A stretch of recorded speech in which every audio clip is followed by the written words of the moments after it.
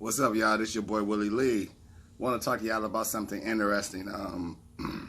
We got an election coming up in 2020, and I want to talk to y'all about why a lot of people won't be voting Democrat that normally vote Democrat, namely the so-called black man and woman. See, the Democratic Party has not been good for us. Neither has the Republican Party. But the Democratic Party has had a stranglehold on us for some reason for the last 50, 60, 70, 80 years. So let me explain why. The Democratic Party came to us and said, we're going to give y'all a whole bunch of free shit. Didn't say we was going to empower you. They said we was going to entitle you. Empowerment and entitlement is a different thing. And they come with different prices, right? Entitlement comes with free shit, but at a price. Empowerment comes with sweat equity. Like, you're going to have to work for some shit. So instead of working for the shit, we said we're going to take that free shit. One of the things they gave us was welfare. Welfare is money given to women that have children and they are a head of households. Right? But what that's saying is you can't have a man in the house. Like, if you got a man in the house, he got to go hide in the closet, under the bed, wherever, when we inspect this shit, because he can't be in the house. So a lot of women kick their man out the house, push their man out the house, argued their man out the house, making them single mothers, making those fathers, quote unquote, deadbeat dads. That's what the Democratic Party did. A man can't be in a house, so it's not advantageous to be a two-parent home. So this whole single mother epidemic that we got came from that. Now, Malcolm X once said the Democrat and the Republican are like the fox and the wolf. Both want to devour the same prey, just got different ways of doing it. Different ways of doing it. They both want to devour the same prey, just got different ways of doing it. By banking on the Democratic Party, we didn't hold them accountable. And thus, we didn't hold the Republican Party accountable because they had no reason to court our vote, because we weren't going to vote for them anyway. They were evil to us. The Democrats told us so they must be evil, right? So now we got this election, and we got Donald Trump running for re-election, and everybody thinks he's the stupidest, most idiotic president ever. Meanwhile, the man, when I hear him talk, he be talking about American shit. Me being a foundational American, the kind of American that was here in 1776, like in 1776, I was in this country, regardless of us, if I was a slave or 3/5 human even. I was here though, right? So I'm foundational. And a man be talking a whole bunch of shit like these countries got unfair tariffs and quotas and trade deals. We want to get those more fair so we can have more Americans working, producing shit that's going to their countries, just like they making all this shit that's coming to our country. Everything I turn over say made in Taiwan, made in Korea, made in China.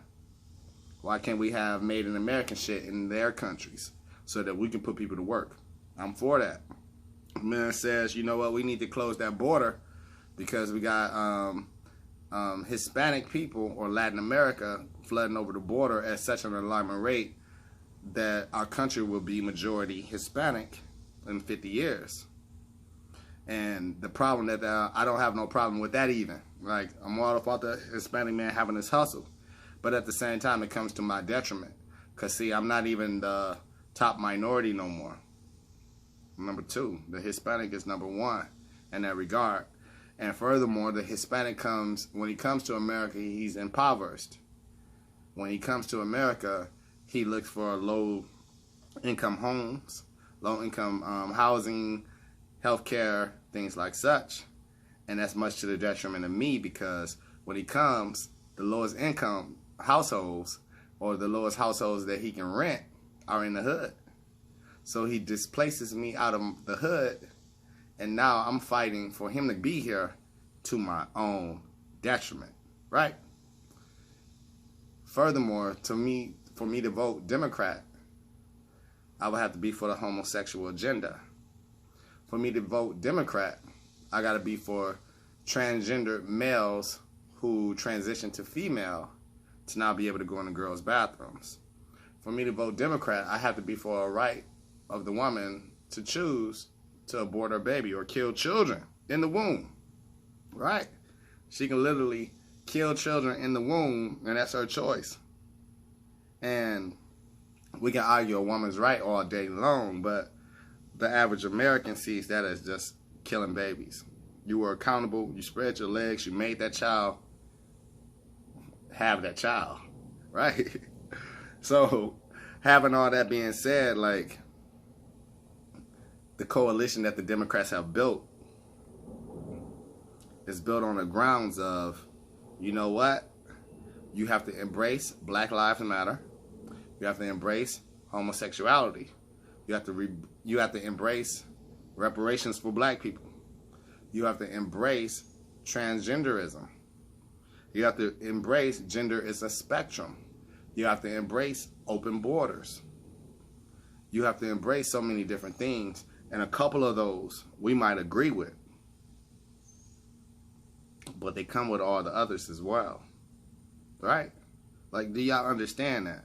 Like, you just can't say, oh yeah, I'm for Black Lives Matter, I'm for reparations, and not say, hey, I'm also for transgender people being able to go into any bathroom, compete in sports with women, things like such.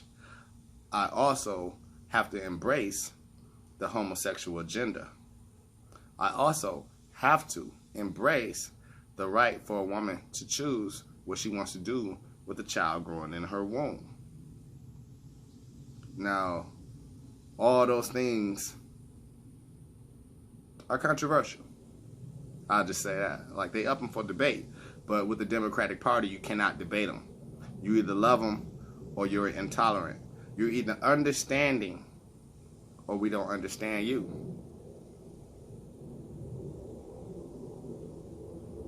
That's a problem.